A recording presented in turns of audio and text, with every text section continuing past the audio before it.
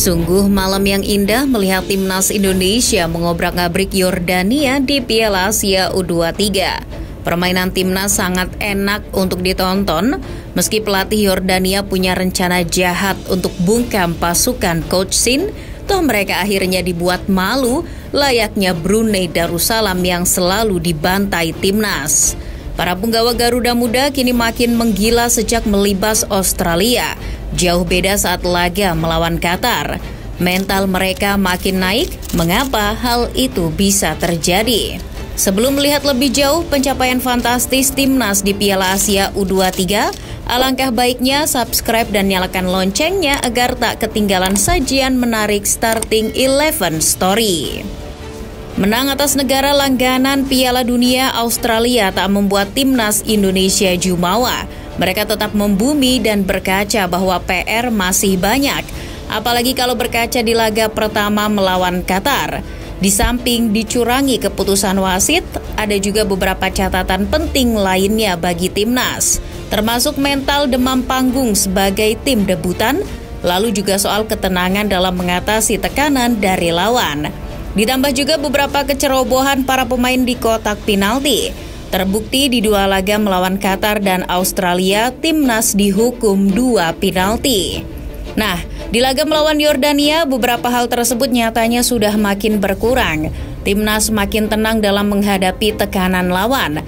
Bahkan nih, timnas malah berani bermain atraktif menekan lawan.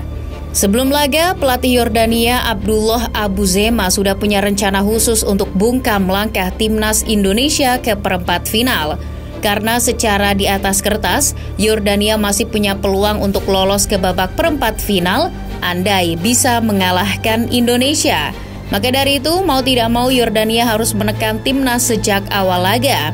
Ya, pelatih Abu Zema telah berjanji akan bermain menyerang melawan timnas untuk cetak gol sebanyak-banyaknya. Hal tersebut diakui oleh Zema sebagai rencana nekatnya demi lolos. Ia tak peduli timnas Indonesia bermain bertahan ala parkir bus. Yang terpenting baginya adalah bagaimana caranya agar timnya bisa menang dan menyingkirkan Indonesia. Beda dengan Abu Zema yang menggebu, Sinteyong memilih tenang dalam menghadapi laga.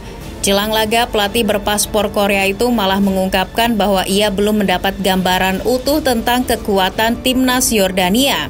Ia mengaku baru sekali menyaksikan laga Yordania, yakni ketika melawan Australia. Meski begitu, pelatih berusia 53 tahun tersebut akan tetap berusaha mempersiapkan timnya dengan baik, termasuk memanfaatkan mental para pemain yang makin naik usai menang atas Australia. Saya mengatakan kepada anak-anak saya bahwa kami harus bermain dengan percaya diri, karena hanya dengan cara tersebut kita bisa bangkit. Mental anak asuh Coach Shin pasca melupakan laga kontroversial melawan Qatar memang terbukti melaju pesat. Marcelino Ferdinand dan kawan-kawan makin menikmati laga dan makin pede untuk bisa meraih kemenangan. Selain mental, Sinteyong juga terus bereksperimen secara taktik dan komposisi tim, termasuk memanfaatkan pemain naturalisasi Nathan Choaon sebagai gelandang bertahan. Eksperimen tersebut sebenarnya sudah dilakukan Coach Shin ketika melawan Australia ketika Jenner absen. Melihat potensi dan kecocokan Nathan di posisi tersebut, baik di sesi latihan maupun melawan Australia, Coach Shin pede tetap menempatkan Nathan di posisi gelandang bertahan dan berduet dengan Ivar Jenner. Eksperimen tersebut membuahkan hasil. Berkat performanya yang berpengaruh bagi kemenangan besar timnas, Nathan pun banjir pujian netizen. Mantan pemain Swansea tersebut bahkan sempat dibanding-bandingkan netizen Indonesia dengan pemain Real Madrid Federico Valverde. Tak hanya Nathan saja sebenarnya yang berpengaruh bagi kemenangan telak timnas, tampilnya Justin Hubner sejak awal laga juga berpengaruh. Meski ciptakan gol bunuh diri, Hubner sangat berpengaruh bagi solidnya pertahanan timnas. Hubner juga mampu menciptakan kenyamanan bagi bek timnas lainnya seperti Rido maupun Ferrari. Oh iya, selain Nathan, Jenner dan Hubner, jangan lupakan juga performa para pemain lokal.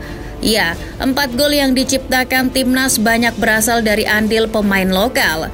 Misal brace yang dicetak Marcelino Ferdinand maupun gol Komang Teguh dan Witan.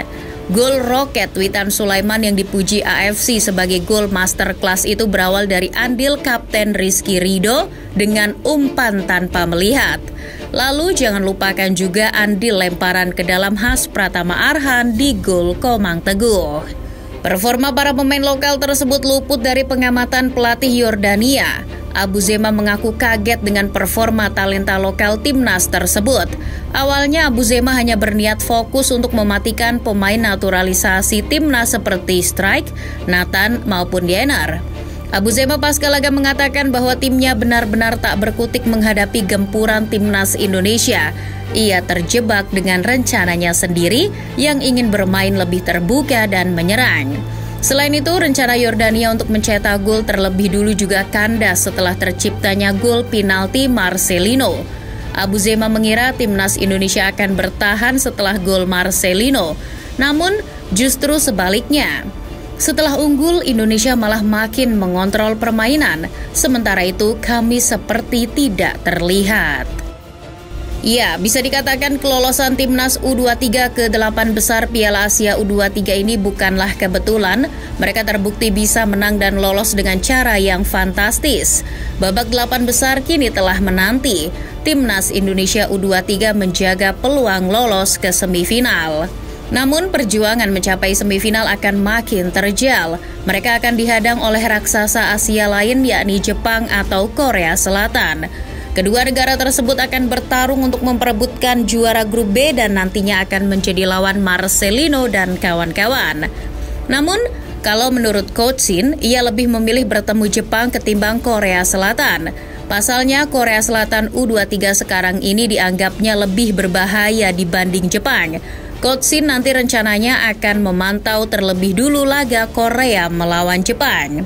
Namun, kondisi timnas jelang 8 besar sepertinya tidak dalam kondisi yang baik-baik saja. Mereka kemungkinan harus ditinggal Nathan Choaon yang sudah kembali ke Eredivisie. Nathan hanya diizinkan 1 minggu bermain di timnas oleh Heerenveen. Namun, menurut kabar terbaru, ia masih meminta izin lagi supaya bisa membela timnas di perempat final. Akan tetapi, jika tak diperbolehkan, mau tidak mau Coach Shin harus mencari formula baru bagi timnas. Justin Hubner bisa jadi opsi untuk menggantikan Nathan di posisi gelandang bertahan. Sedangkan post back yang ditinggal Hubner bisa diisi oleh Komang Teguh. Selain perubahan komposisi tersebut, Coach Shin harus tetap menjaga mental anak asuhnya. Jangan sampai kendor. Mereka tak boleh gentar hadapi Korsel atau Jepang. Tim sekelas Australia saja sudah mereka kalahkan kok. Ngapain takut? Kalau melihat secara mental dan permainan yang terus naik, harusnya sih optimis semifinal bisa tercapai. Atau jangan-jangan timnas kita bisa mengulangi sukses Argentina juara dunia di Qatar. Kalah dulu di laga pertama, lalu bangkit tak terkalahkan hingga final. Bisa nggak ya?